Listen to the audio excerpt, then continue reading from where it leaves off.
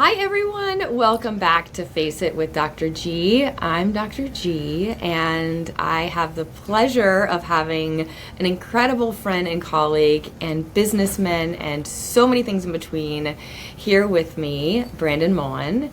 And I can't wait to go through his story, his journey in aesthetics, how he started and where he is now, the trials, tribulations, everything in between. Brandon, welcome. All the things. Thank you so much, Gretchen, for having me. I appreciate it. I love this. Yeah, and tell everyone about your company, and we'll get into it. Oh, where do I begin? So, I started off, my background is an ICU nurse, and I did that for many years. I got into aesthetics in 2021, and I was a practice manager and still am the practice manager for Ion Atelier. And it's funny because I was just having a conversation about somebody last night about kind of bridging the gap between like being sort of a consultant and also being a practice manager, and how I kind of like do both. The short answer is a ton of coffee. So that's how all things get done. But it really started after last year. After being in this industry for about 2 years, you know how fast-paced it is. Like, things change, you have to be on top of it, you're always learning, but you're meeting, and you need to grow to kind of meet that demand. And after my talk at AmSpa last year, I started to connect with a practice manager who was struggling like I was. And there's no MBA for how to be a practice manager, there's no guidebook, just like there's no like rules and regulation or graduation from being an injector, right? There's state laws and regulations, but there's no like guidebook, there's no school just yet, and things are coming up and down the pike. But I really wanted to help other practice managers. So one conversation led to another, led to scheduled conversations, led to a group. Let's add this one. I know this one. I've met this one at a conference. So we just started to get together on a more regular basis on Zoom. So I thought, well, why don't I formalize this into a company? So I made this an offshoot of my consulting business that I started whenever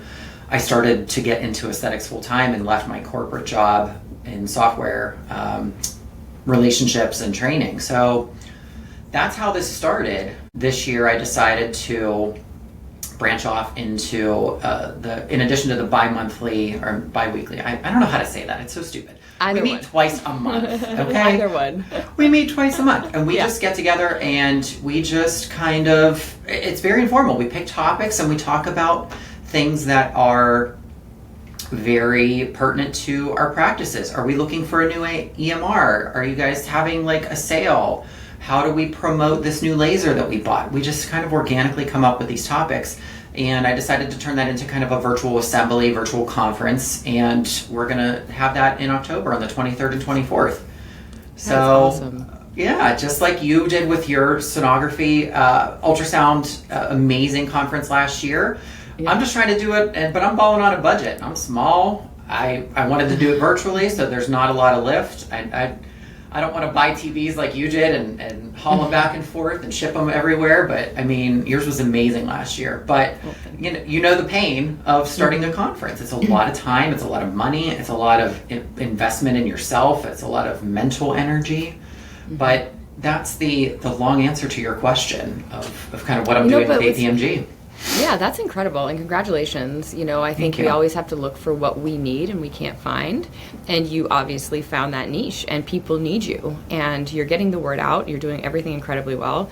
I'm happy to promote you as much as I can and as best as I can, and we have to have formalized structure for education in aesthetics, and we don't have it, and this is amazing. I think you don't need all of the technology that I had. You need the people that have had experiences, that have recommendations and guidelines that they've put into place. It's all discussion based, I think, for you. Didactic as well, but I think what you're doing is amazing.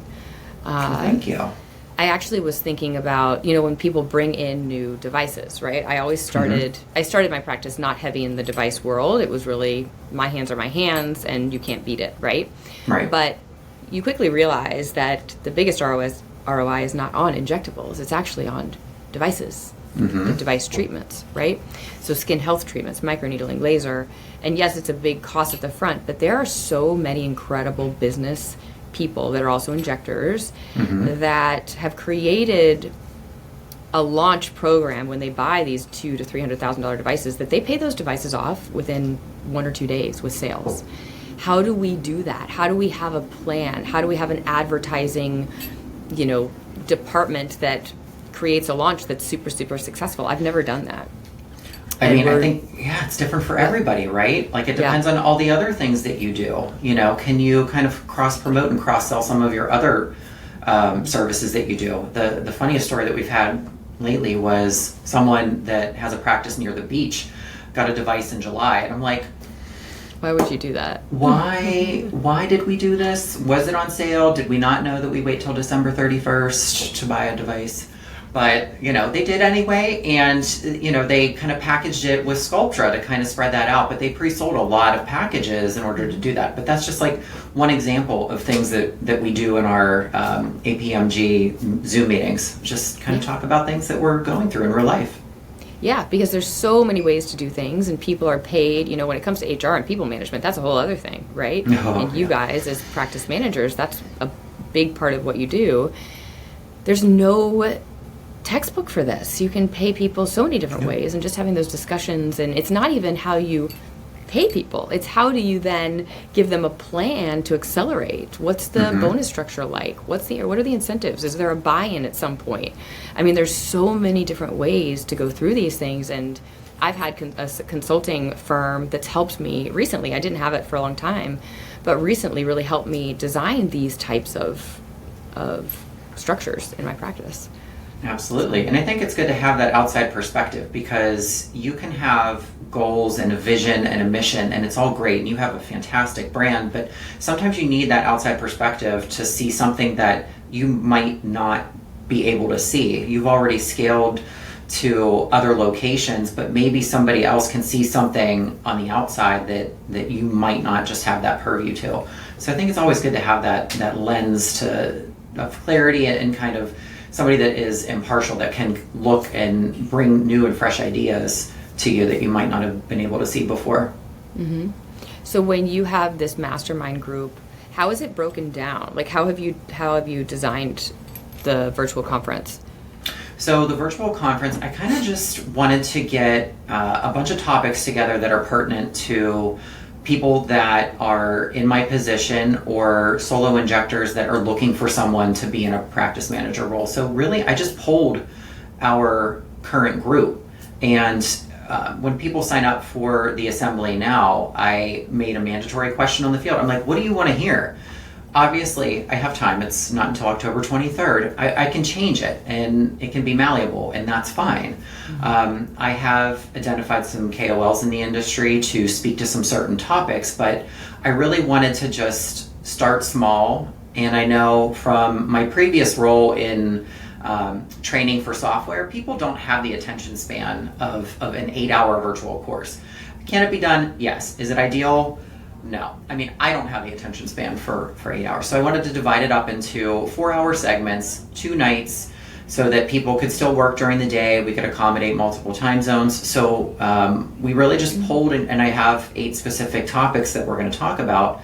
And we're just going to kind of go from there. And from the interest that I've gotten so far, I honestly think I'm going to have to go to a wait list and do this quarterly, but I want to change up the topic so it's not the same thing over and over, because like everything else in life, change is inevitable. So I want to make sure that, obviously we're not going to, it's not a training, it's more of just an informational conference where you get actionable feedback that you can take into your practice and implement the next day.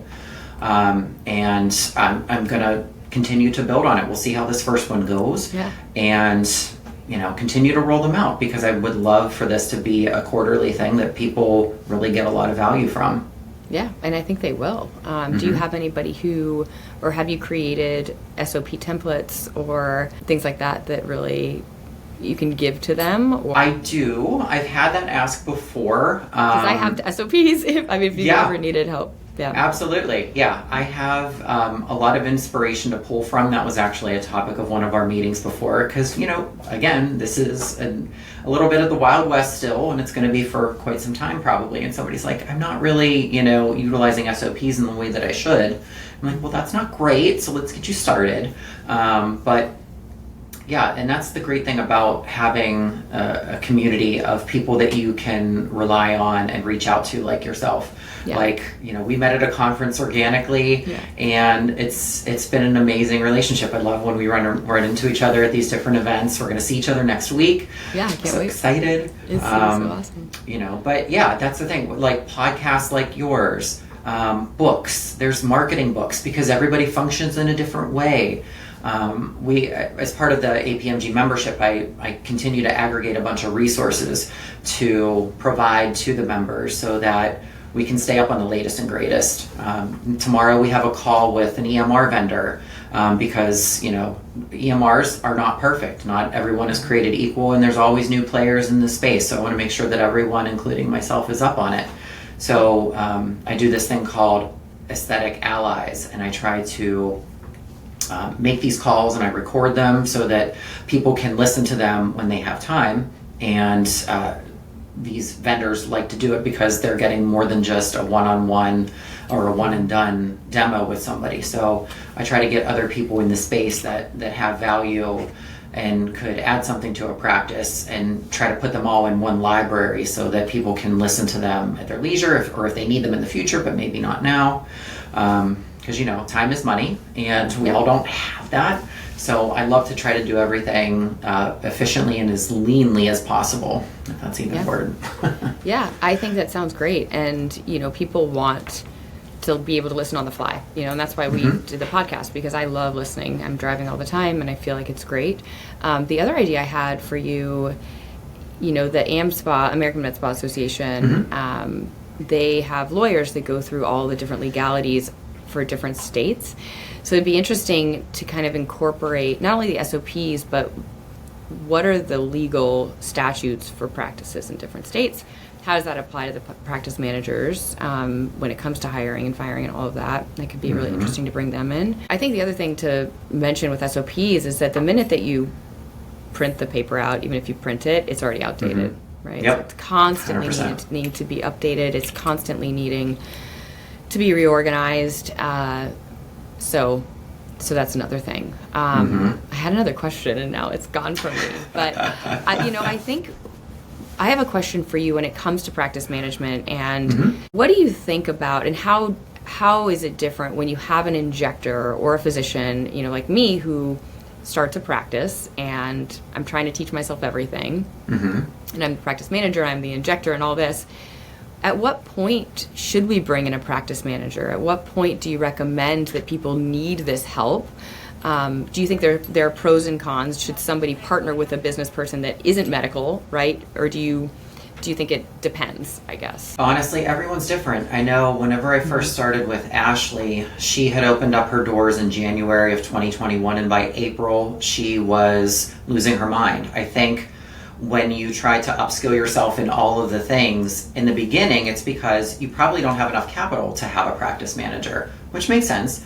But at some point, when you start dropping balls and your customer service is falling off, you don't have capacity to keep up with the technology if you're not answering the calls. The one thing that I noticed right off the bat when I first walked in the studio was the phone was ringing off the hook. There's no answering machine. And I'm like, you're losing leads, you're losing follow-ups, people can't get in touch with you. So one of the first things I did was implement technology that would be able to come to multiple phones, including hers, including mine, and I can manage it virtually, so I didn't have to be physically on site. So what is that? So, would you share that technology? What is that? Because I have one that I use now, and I'm curious.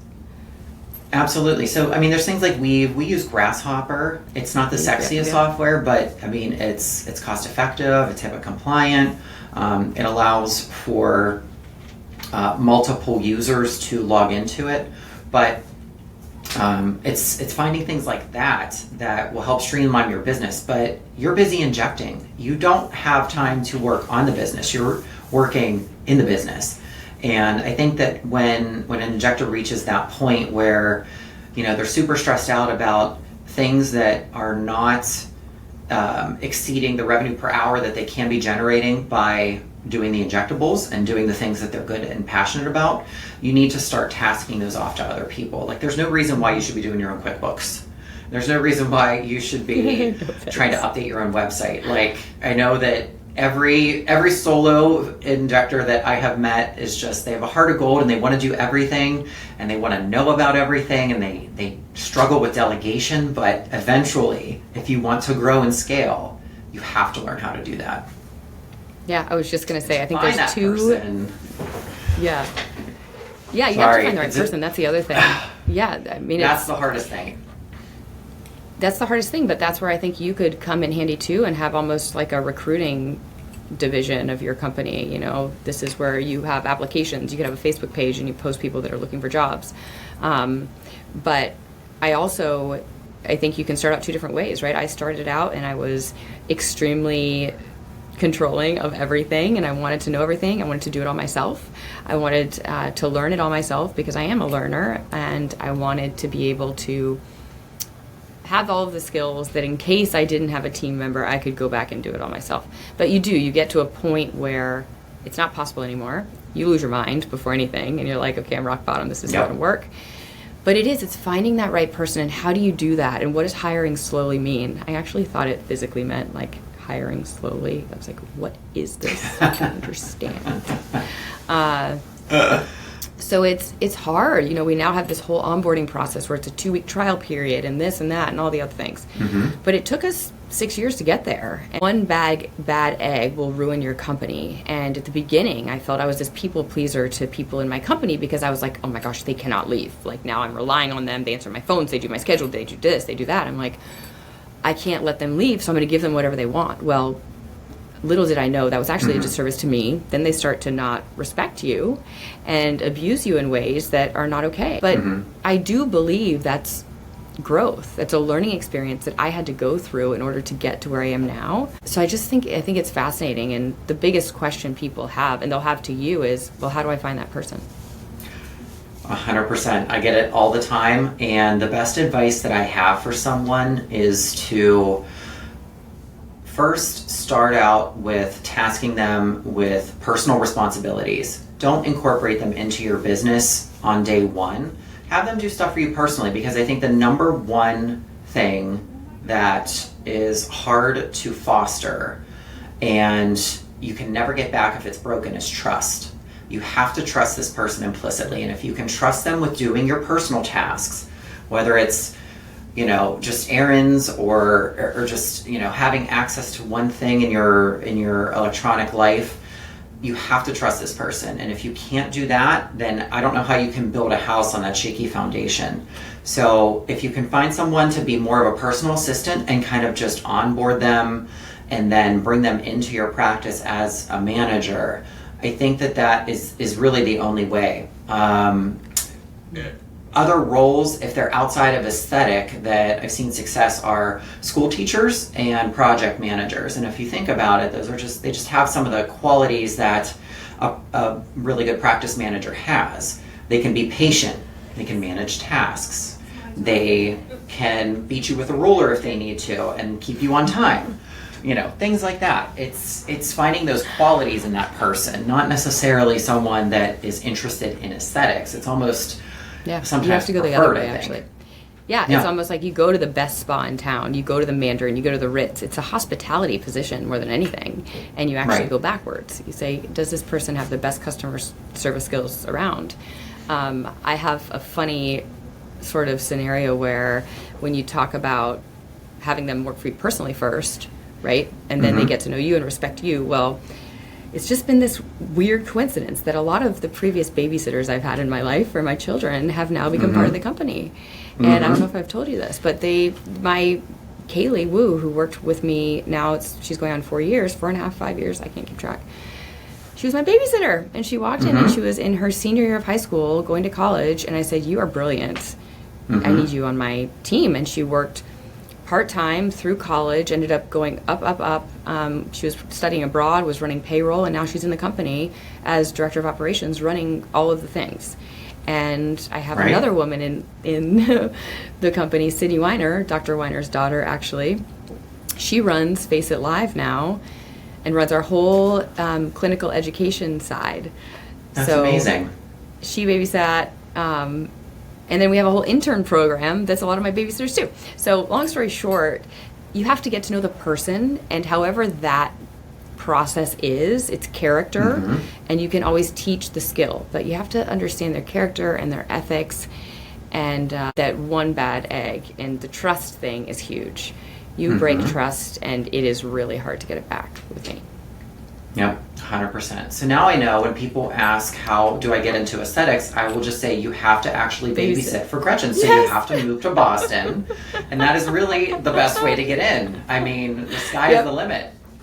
Yep, the sky's the limit. You got to be a babysitter. I actually interviewed a woman yesterday who is trying to get a job. She was on this Facebook babysitting page. I was like, come over, I want to meet you. And then we just talked about the company the whole time. And I think she's going to intern for Soyer, my skincare company. Nice. So I feel those are very just interconnected. So for all of you, if you take away anything from this, go talk to your babysitter. Absolutely. It's such a different world. It's not like you hand in a resume and apply. Like, this is just such an organic industry, I feel like.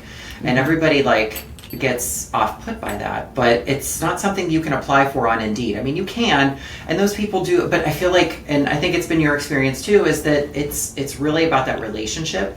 And again, that trust is so important. So it's something you can't just, extract from a piece of paper. It's something that just happens in life, and it's proven true for you. It also takes a certain type of person, because the field is evolving daily, and you have to keep your knees bent, and you have to be willing to do pretty much anything. I was never one to take someone or bring somebody into the practice that was like, it's not in my job description, I'm not going to do it. Right. And I'm like, you know what, I actually bring the trash to my house still, and I have sharp spins in my garage, and yes, I'm the practice owner, but everyone here helps. So it's a mentality thing and also a flexibility thing, that you have to be okay if your job description changes in 3 months or in 6 months, which I had to learn to be able to actually verbalize and be clear about, because it's hard. Oh, I 100% agree. We were talking on one meeting, and this practice had MAs setting up the rooms for the providers, and I'm like, what's wrong? They had one MA and they were going to hire another. I'm like, what's wrong with the providers? Why can't they clean up their own room? And they're like, well, they've never had to do that before. I'm like, I clean the toilets. What's wrong with them? Like, why are they so entitled? And I'm like, I think that's just that's a internal problem that you could solve, and you do not need to hire another position for that. I mean, it's very rare that you find people that love your company and your brand and treat it with such respect as if it's their own, as opposed to a job, right? Like, it's hard to find those people. But again, when you have those bases that we just talked about, like, then they're lifers.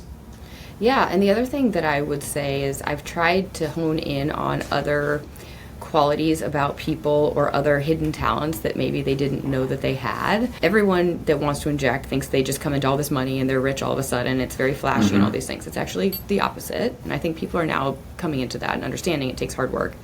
But also, how do you become diversified? Because it becomes mundane. You're just injecting all day long. It's exhausting. The patients are challenging. It's emotional.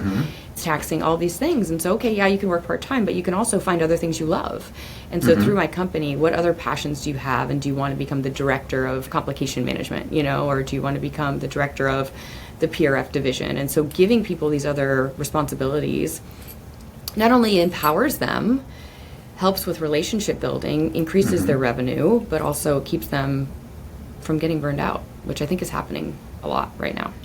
Well, I mean, and the awesome thing is that you're just creating all of these different arms of G-Face, and you can put them in different places. You have your skincare, you have the FACEit Live. I mean, I don't know, you're probably crafting sweaters in the background too. I mean, you're always hustling. You're putting labels on your bottles. I mean, you're in the Hamptons, you're on a plane, you're in this country and that. I mean, you're giving basically every opportunity that there could be in this life and industry to anybody. So it's amazing. And then when they get tired of that, they can play with your kids and have a little bit of They can play with my kids.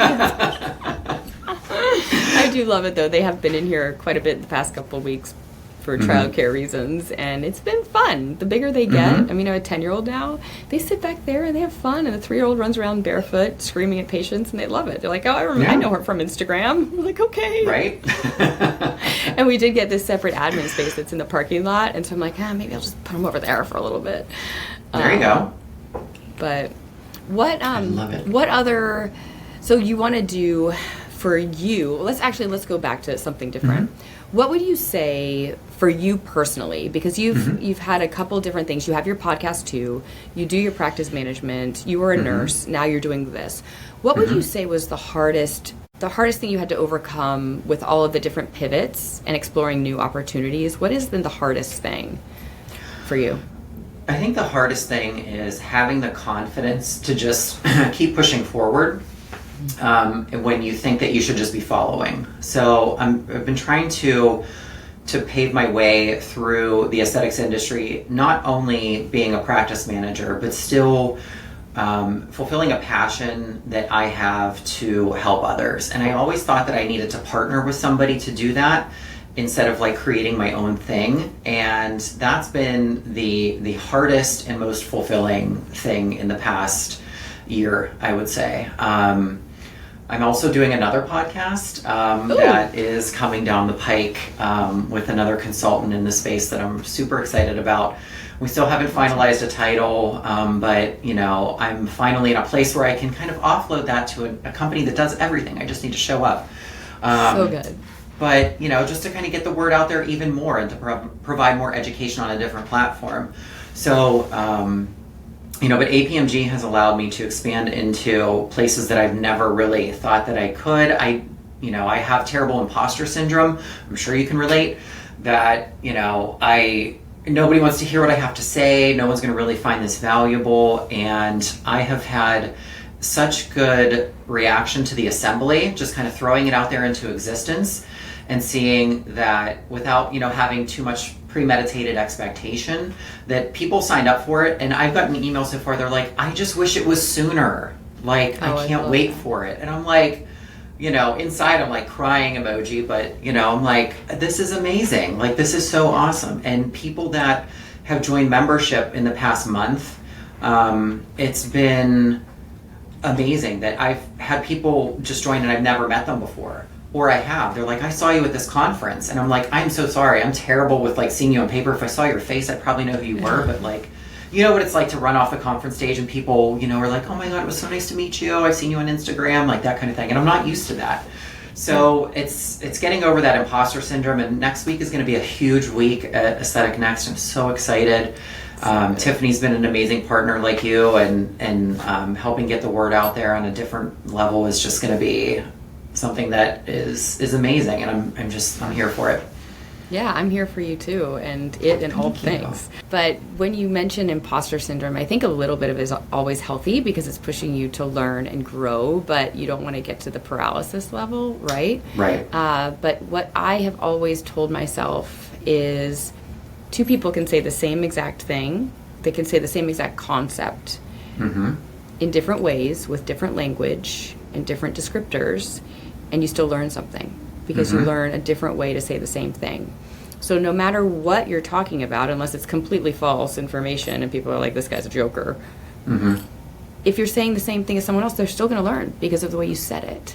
Right. And I think that's the most powerful thing is you hear all these podcasts and you read all these books, and anatomy doesn't change that much between faces, but you read all these books, you're like, oh, there's something I don't know. I mean, is the facial artery really the facial artery? Like, it's got all these branches, all these variations. Like, which one do I need to know? Okay. Right. No. Like, you're okay. If you say the same thing that they said in a different way, they're going to learn something. So just remind yourself that.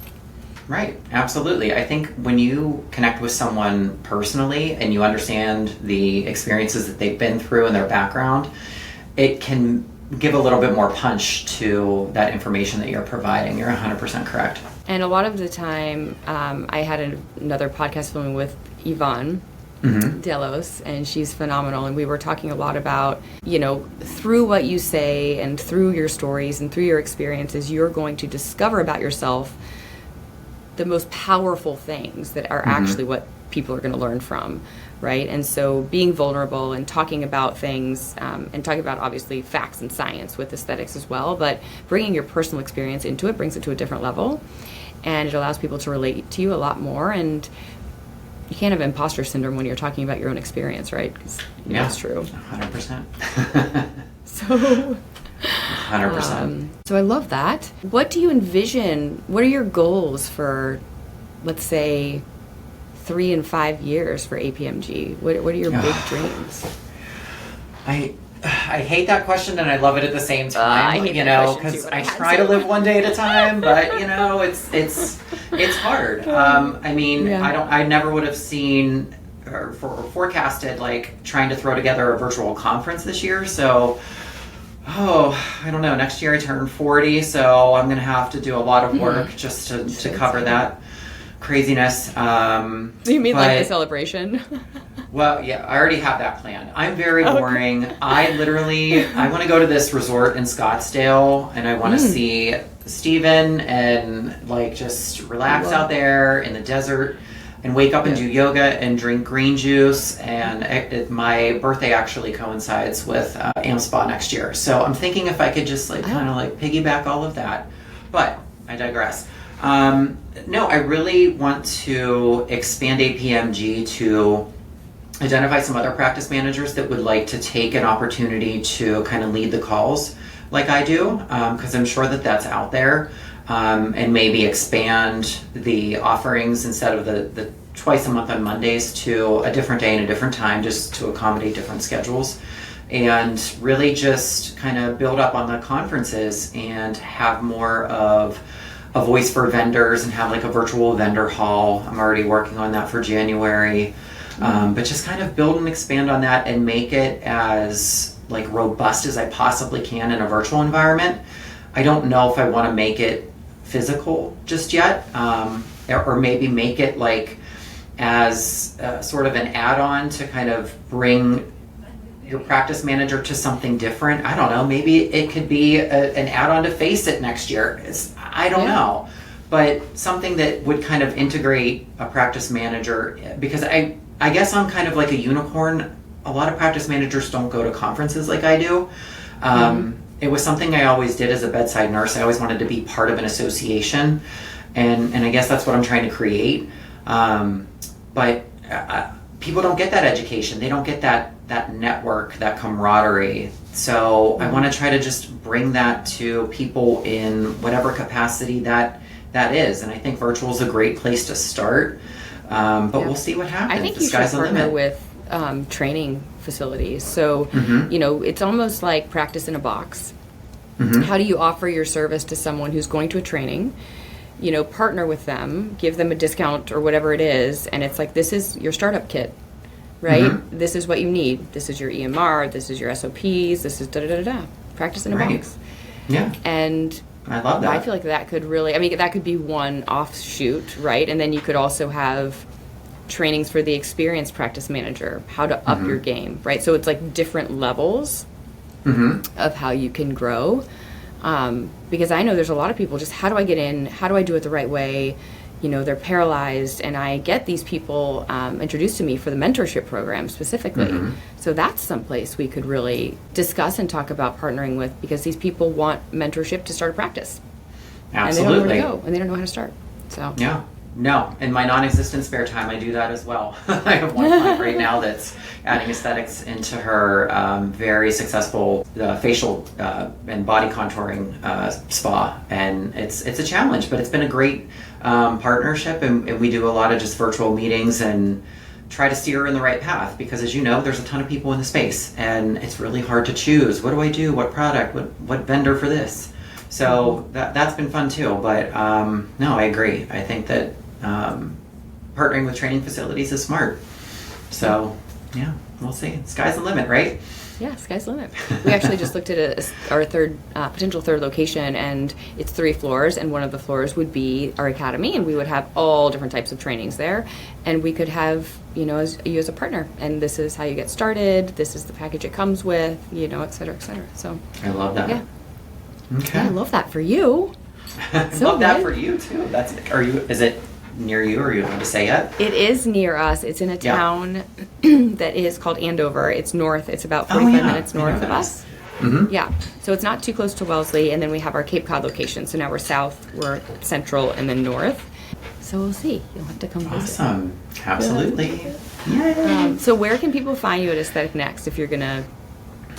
you're going to be there. You're going to be all over the place. I am going to be all over the place. The best place to find me is on Instagram at _aesthetic consultant. And I have my schedule posted on there, but I have a talk track about implementing a training program into your practice. I'm doing a practice manager panel on Saturday, and that talk I just mentioned was Saturday morning.